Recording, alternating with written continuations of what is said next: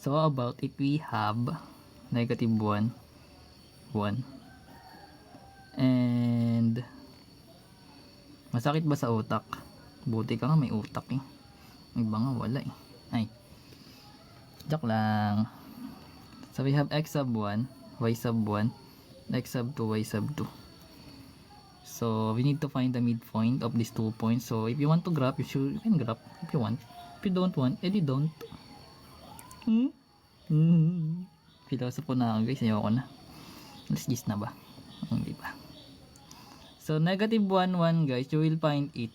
You're gonna find this point to the second quadrant. So negative 1, then 1 unit upward. So this is the first point.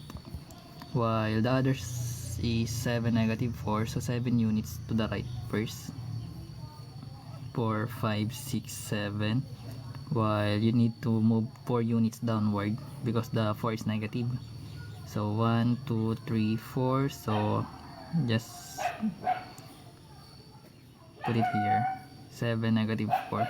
So if you connect these 2 points, something like that, basta ganyan dapat yun.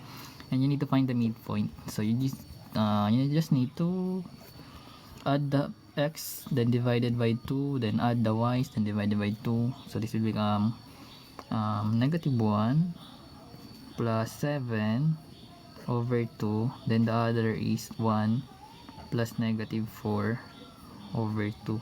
So you just need to remember how to add, subtract integers. So negative 1 plus 7, that is 6 over 2. Then 1 plus negative 4, that is negative 3 over 2. Then 6 divide 2, that is 3.